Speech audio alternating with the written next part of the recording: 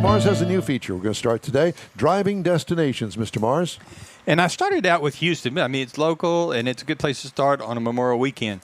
Hidden Houston. Now, one of the things I found was the Sam Houston Boat Tour.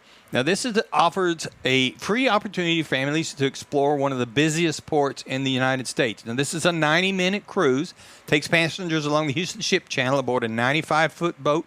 It's air-conditioned. You get close-up views to what's going on in the Port of Houston.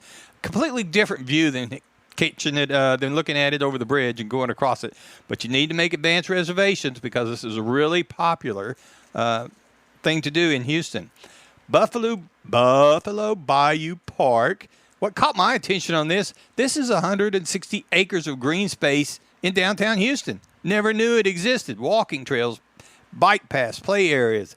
It's got hiking, biking, picnics, wildlife spotting. There's a play area with rock climbing walls, water features, and a sand pit that kids can play and get lost in.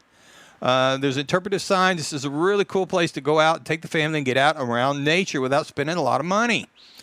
Now, getting into something a little more automotive, the Art Car Museum, also known as the Garage Mahal. Now, this is a unique Houston attraction dedicated to vehicles transformed into rolling works of art. Now, part of this comes into the Art Car Parade that happens once a year. But this is a museum that you can go to all around. If you miss the parade, you can go see where some of these cars end up at the Art Car Museum. Cool. Now, the other thing that you want to look at if you're a car guy is the Hemi Hideout. Now, this is outside of Houston, but we're going to call it the Houston area because it's so awesome. It's 40 minutes west of Houston in Brookshire. It's a private collection of restored Mopars, neon signs, and Americana. 21,000 square foot building to put this in. The building itself is worth going to look at. Absolutely. If you like the signs and everything, this is a great place to go. Need to make advance arrangements. All the money that people collect from going to see this, it goes to charity, and they usually match that. So you need to call them and check on this, the Hemi Hideout in Brookshire. Then going over to Speed Sports, there's something that I found called the Houston Motorsports Museum. Now, this is out in the Woodlands area at Speed Motorsports facility. It's a museum that's focused on the collection of race cars, memorabilia, and historic vehicles. It's dedicated to preserving the history of motorsports in Texas, specifically, and beyond with things like IndyCars, Formula One, NASCAR, and endurance racing machines. Great place, close to go check it out. Plus, you can do a little driving while you're out there. Finally, I wanted to mention the Lone Star Flight Museum. Now, it's primarily focused on aviation, but it's such a cool place. It's in Houston, includes a collection of vintage military aircraft, war-era automobiles, and it's out at Ellington Field, and it's got some World War II Jeeps, motorcycles, staff cars, and some other transportation vehicles. They even have hands-on activities with simulators, guided tours available. It's very family-friendly. Admission is modest, and this is a great place to go see some really cool stuff with your family. Check out Hidden Houston while you're out and about. All right. Thank you, sir. Very good. Jeff. Talk show. Time now for Jeff's car culture. Banned, crushed, and forgotten muscle. That's right. So not every muscle car made it to glory. Some were banned before they even hit the streets. Others were quietly crushed after their moment had passed.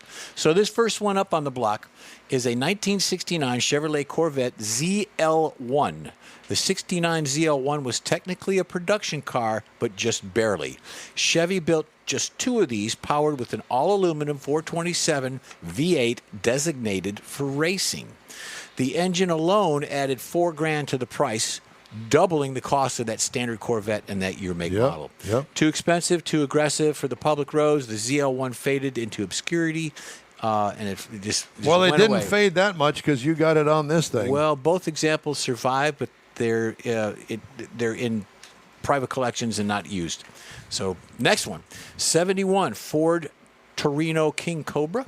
Ford's response to the Dodge Charger Daytona and the Plymouth Superbird was the Torino King Cobra.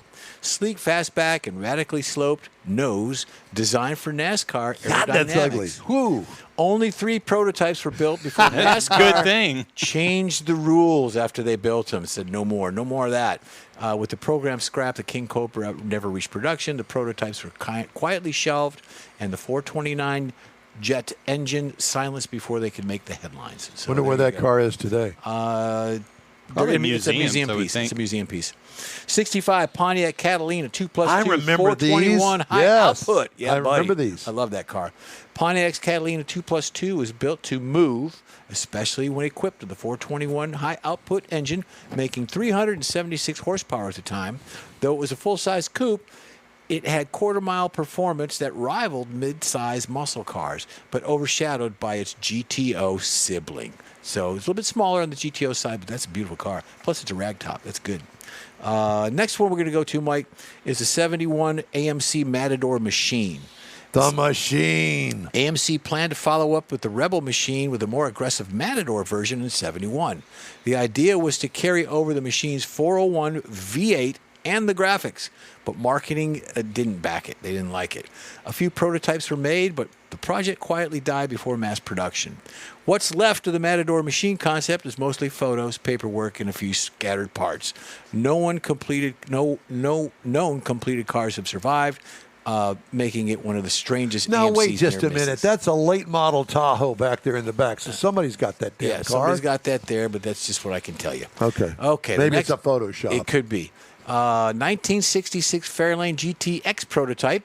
This Fairlane was a Ford prototype created to bridge the gap between the Mustang and the full-size So what Galaxy. are those, the valve covers that have shot through the hood there? Could have been. What the hell is that? They're loose bolts. I think it's been recalled.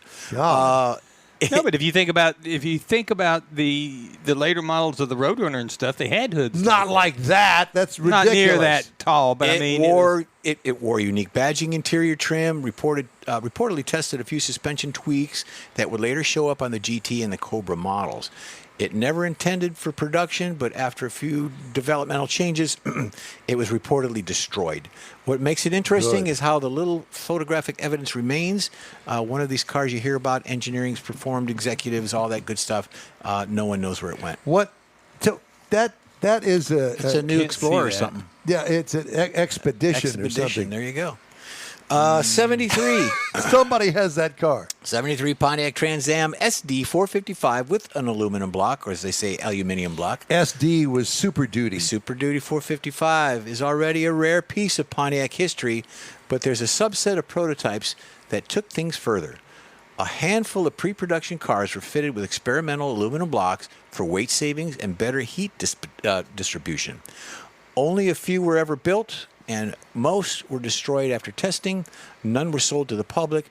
Rumors persisted about one surviving car. It had private hands, but nothing has been confirmed. That's a pretty car. I like that car. Well, It's just that would be easy to do. You could hide that all aluminum V8 underneath the hood. Yeah. Even though it was just a regular Trans Am at the time, or a Camaro Right. or I mean, Firebird, it's whatever. all the externals. And there's Yeah. companies that make the retro. They'll take a new Camaro and they'll make it look with the old body styling and stuff. Yeah. It's still new, but they'll make it kind of retro looking. That's no fun. I had an aluminum block car one time. It was the lightweight, I understand, but it always had a heating problem. You had to be careful that you didn't cook the engine because it just didn't take much to heat it up. Well, you're probably using the mechanical fan in the front there of the motor. Oh, absolutely. 1963. Oh, yeah. They didn't have electric they fans They didn't back invent them then. back then. So it was, I could see why they tried it, but didn't work so good.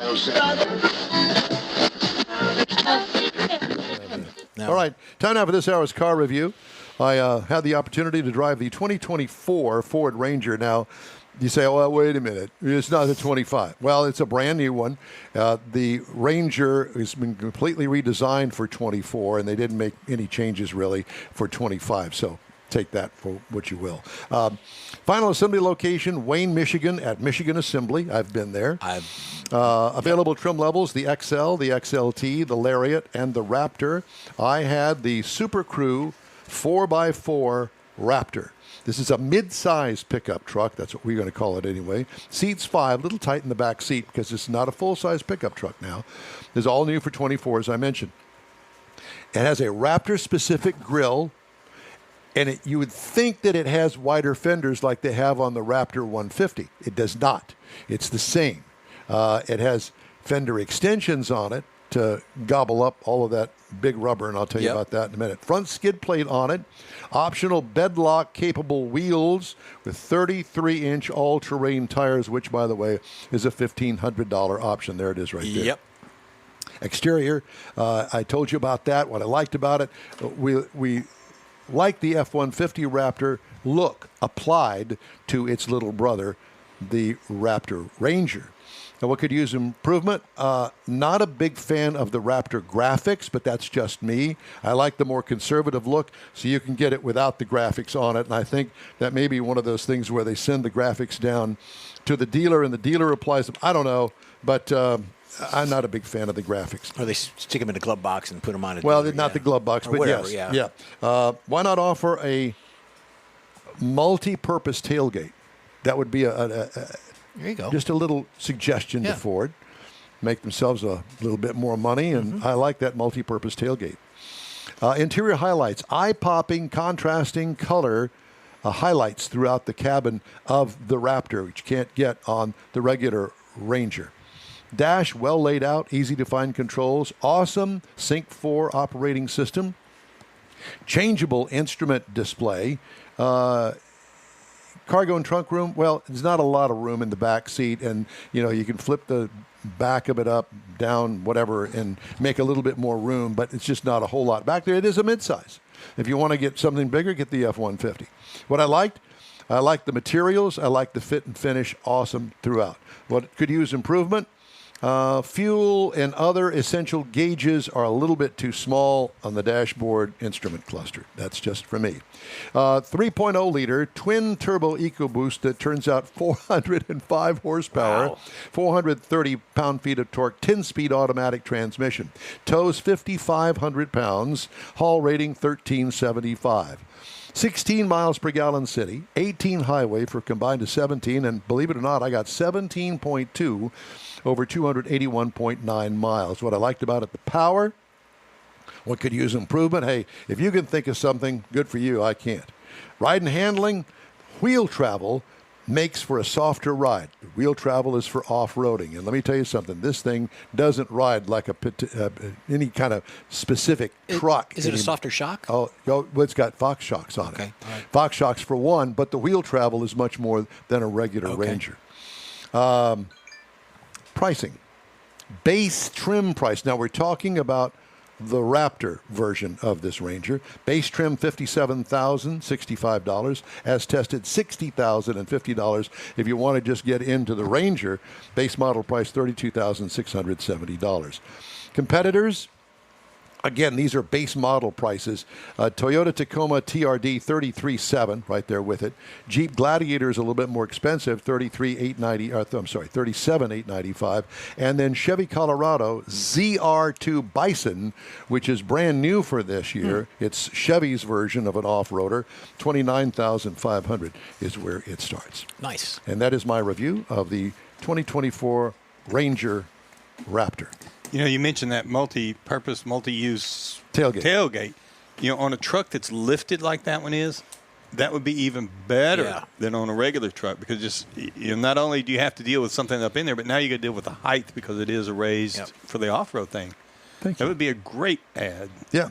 Hey, if you'd like to get in touch with us, you can always shoot us an email. The address here is info@inwheeltime.com. We're back after this. You own a